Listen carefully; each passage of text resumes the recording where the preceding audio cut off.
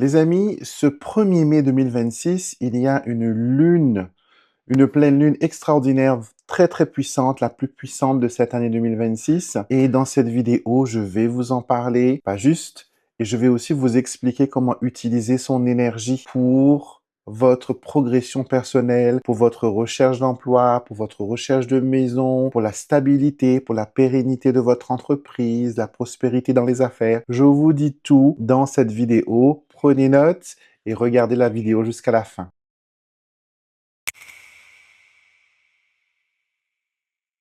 Comment allez-vous les amis? Je suis super heureux de vous accueillir dans mon sanctuaire. Moi c'est Alexandre, votre intuitive bestie sur les réseaux. Et j'aide les gens à comprendre la spiritualité. Je vulgarise, je démystifie les choses pour que vous puissiez mieux comprendre et mieux les utiliser et ainsi créer la vie dont vous rêvez. Vous êtes des milliers à me suivre et je suis toujours reconnaissant et époustouflé de votre gentillesse, de votre élan du cœur. Et c'est toujours une joie de partager ces moments avec vous. Donc, comme je vous l'ai dit dans l'intro, le 1er mai, c'est férié, c'est la fête du muguet, fête porte-bonheur. Il y a aussi une pleine lune dans le signe du Scorpion. Astrologiquement parlant, le Scorpion, c'est un petit peu le signe de la métamorphose, du changement, du renouveau. Ça peut être des changements brusques, inattendus, mais nécessaires. Tout ce qui n'est pas aligné va être détruit pour se reconstruire dans l'alignement parfait. Donc, si vous subissez actuellement des bouleversements, des choses un peu, voilà, bizarres qui vous arrivent, sachez que les énergies universelles sont en action et on rase le passé, ce qui est instable, pour construire sur quelque chose de solide. OK? Donc, cette pleine lune, vous savez qu'on fait des rituels à chaque pleine lune et nouvelle lune ici sur notre chaîne.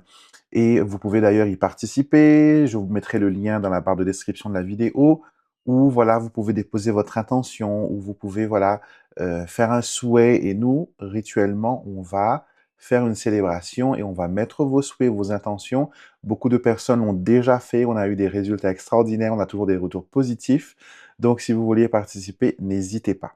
OK? Donc, on sait déjà qu'il y a cette pleine lune qui va être super, donc pour le nettoyage, pour le dégagement. Donc, ce que vous pouvez faire, là, je vais vous dire tous les rituels, toutes les choses que vous pouvez lancer, que vous pouvez faire durant cette nuit du 1er mai. OK? Déjà d'une, vous pourrez faire le nettoyage spirituel des lieux. Donc là, moi, vous savez, j'ai de l'encens qui brûle. Vous pouvez allumer de l'encens, brûler vos encens, faites sonner, teintez vos clochettes et vos cloches dans la maison pour purifier. Si vous n'avez pas vu ma dernière vidéo sur le nettoyage spirituel de la maison, allez-y. Il y a d'autres vidéos qui vont venir encore. Je vais vous expliquer comment assainir, entre guillemets, un lieu de vie dans les prochaines vidéos. Donc, abonnez-vous, restez bien sur cette chaîne.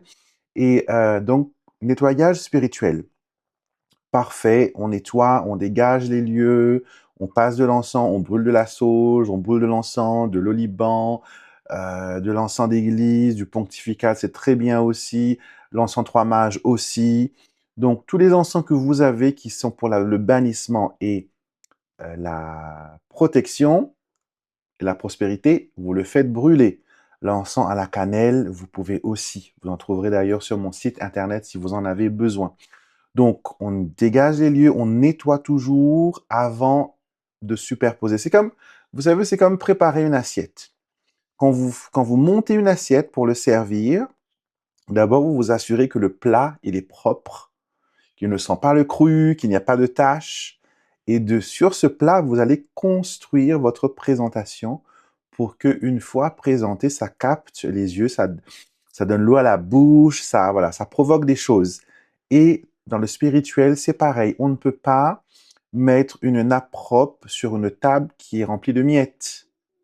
Ok, on a besoin de nettoyer, d'enlever parce que ces petits résidus-là, si on les laisse là, elles vont pourrir, elles vont dégager des odeurs. Donc pareil, si on ne se nettoie pas spirituellement, on a des résidus. C'est voilà, les microbes entre guillemets sont présents. et les microbes spirituels, il y en a aussi. Donc, il faut se protéger, il faut se purifier.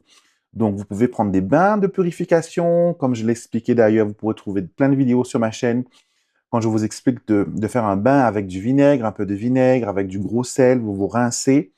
Donc, ça aussi pour vous nettoyer. Donc, préparez une bougie à Saint-Joseph. Ok, le 1er mai, c'est la fête des travailleurs. Saint-Joseph, c'est le patron des travailleurs. Donc, c'est lui que vous allez voir, entre guillemets, que vous allez solliciter, pardon, vous allez pétitionner quand vous avez besoin d'un travail rémunérateur, quand vous avez perdu la clientèle, quand vous avez des difficultés de gestion de travail, quand vous n'arrivez pas à nourrir le foyer, quand vous n'arrivez pas à trouver un endroit de sécurité pour vous loger, pour mettre ce que vous aimez en sécurité, quand vous n'arrivez pas à vendre une maison, quand vous n'arrivez pas à acheter une maison, quand vous n'arrivez pas à louer une maison, quand vous n'arrivez pas à trouver une maison, tout ça c'est lié. Pourquoi? Vous allez me dire, c'est bien beau de dire pour ça, tout ça, mais pourquoi? Parce qu'il y a une logique derrière tout ça. Donc, on sait que Saint Joseph était auto-entrepreneur, il était ébéniste, menuisier. Donc, il travaillait pour lui. Donc, il connaît toutes les difficultés qu'un entrepreneur connaît. OK? Il a élevé un fils qui n'est pas biologiquement le sien. On connaît plein de monde qui, dans une famille recomposée, travaille pour nourrir, travaille pour, voilà, pour subvenir aux besoins. Donc, il sait aussi ces difficultés-là. C'est un père de famille. Il connaît les difficultés du couple. C'est quelqu'un qui a beaucoup travaillé, qui a beaucoup œuvré. Il connaît. C'est quelqu'un qui a connu aussi la vieillesse parce qu'il était beaucoup plus vieux que son épouse. Donc, il gère aussi tout ce qui est lié à la vieillesse. C'est pour ça qu'il est aussi le patron de la bonne mort, de la sainte mort. Donc, on a beaucoup de choses. Et le 1er mai, comme le 19 mars, c'est sa fête biblique, on va dire, mais le 1er mai, c'est aussi une fête qui lui est dédiée parce qu'il est le patron des travailleurs. Donc, profitez de cette énergie-là parce qu'on ne va pas avoir de pleine lune comme ça à cette date-là, cette période-là. Et on a aussi voilà la fête du muguet, on a plein de choses. Et moi, enfin, je sais pas pour vous, hein, vous me direz en commentaire, peut-être que vous ne serez pas d'accord. Moi, je trouve que le 1er mai doit rester un jour non travaillé. Vraiment, quand c'est on peut faire que ce soit possible. OK? Parce que maintenant, on voit le dimanche, c'est ouvert, tous les jours, c'est ouvert, que ce soit pour les fêtes, etc. Les gens travaillent beaucoup, beaucoup, beaucoup. Et le 1er mai, c'est vraiment le jour où on est conscient qu'on a un travail. Il faut prendre conscience, est-ce que c'est le travail que l'on aime? Est-ce que ce travail est aligné à ce que l'on veut devenir? Est-ce qu'on est dans la gratitude parce qu'on a un travail qui nous paye bien, on est aimé, on est respecté, professionnellement, voilà, ça vole très haut et c'est super. Donc, 1er mai, vraiment, c'est un moment où on doit prendre conscience de notre évolution personnelle. Le printemps arrive, vous voyez, on sort de l'hiver, le printemps arrive, les fleurs sortent, etc. Et c'est vraiment le moment où on se dit, pas absolument au 31 décembre qu'on doit faire des objectifs pour l'année. Moi, je trouve que les changements de saison, surtout le mois de mai, est un moment extraordinaire. Ok, un mois où on va se concentrer un petit peu sur soi, parce qu'il y a des jours fériés, on va passer du temps avec les gens de notre famille, on va passer du temps un petit peu à la maison, on va aussi préparer les prochaines grandes vacances de l'été. Donc, il y a pas mal de... Il y a un bouillon de, comment dire, d'énergie qui se fait. Mois de mai, c'est aussi pour ceux qui sont proches de la Vierge Marie, c'est le mois de Marie. C'est le mois qui, voilà, qu'on honore et que il y a 2 mois, au fait, dans l'année où on est très proche de la Vierge Marie, c'est le mois de mai et le mois d'octobre, qui est le mois du rosaire.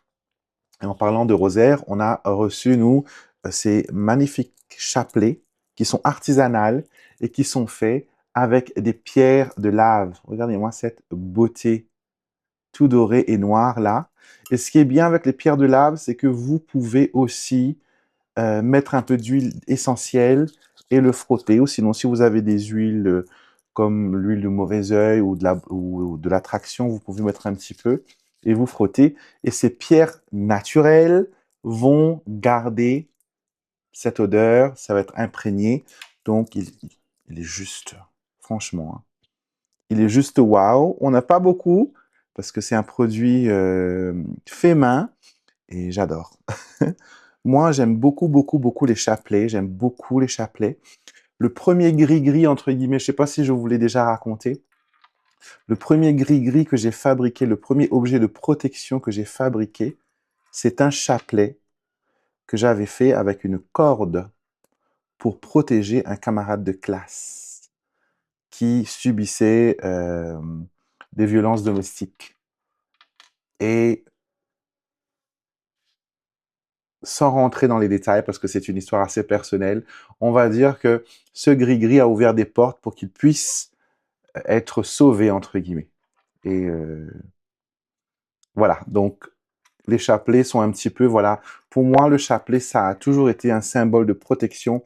Toutes ces graines liées ensemble, c'est quand on récite nos prières, toutes nos prières combinées, liées ensemble, font, voilà, comme un portail, comme une ouverture, comme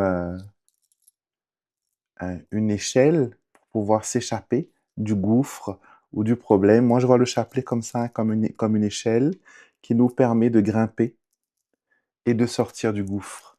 Donc, si vous avez un chapelet, méditez avec lui, même si vous ne récitez pas le chapelet traditionnel, parce que vous savez, des chapelets, il y en a des centaines. On a des chapelets, entre guillemets, normal, ordinaire, dédié à la Vierge Marie, avec les mystères joyeux, glorieux et douloureux. Nous avons aussi d'autres chapelets, de l'archange Saint-Michel, de Saint-Joseph, de Saint-Expédie, de la miséricorde divine, de la médaille miraculeuse. Chaque saint, entre guillemets, a son chapelet. Et un chapelet, c'est quoi? C'est un mantra. Beaucoup de gens disent oui, c'est des prières qui sont répétitifs.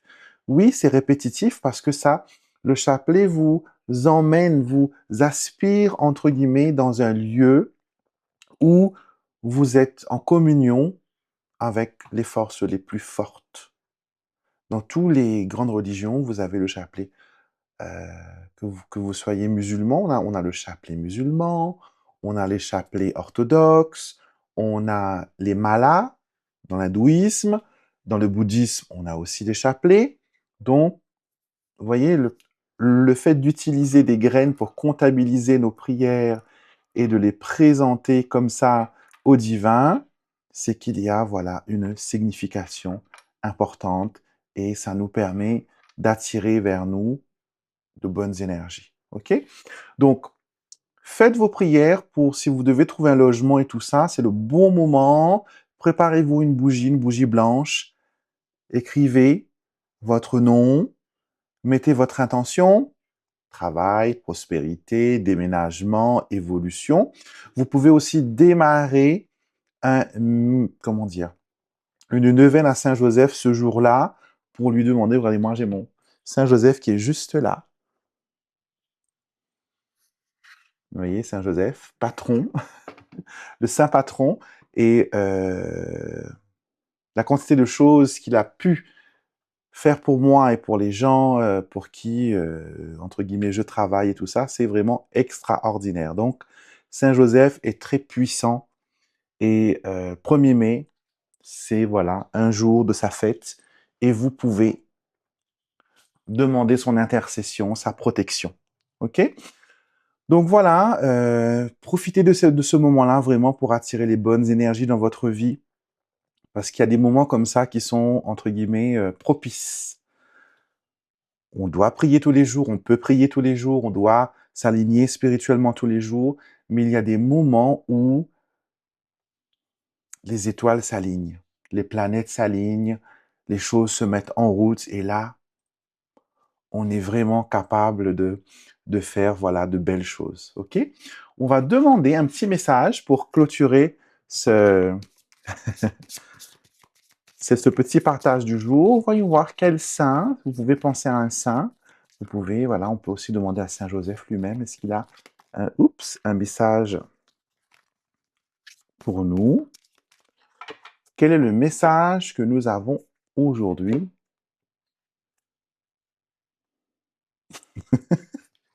Je rigole parce que regardez, vous voyez, j'ai mélangé les cartes devant vous, j'ai coupé devant vous, et on a Saint-Joseph.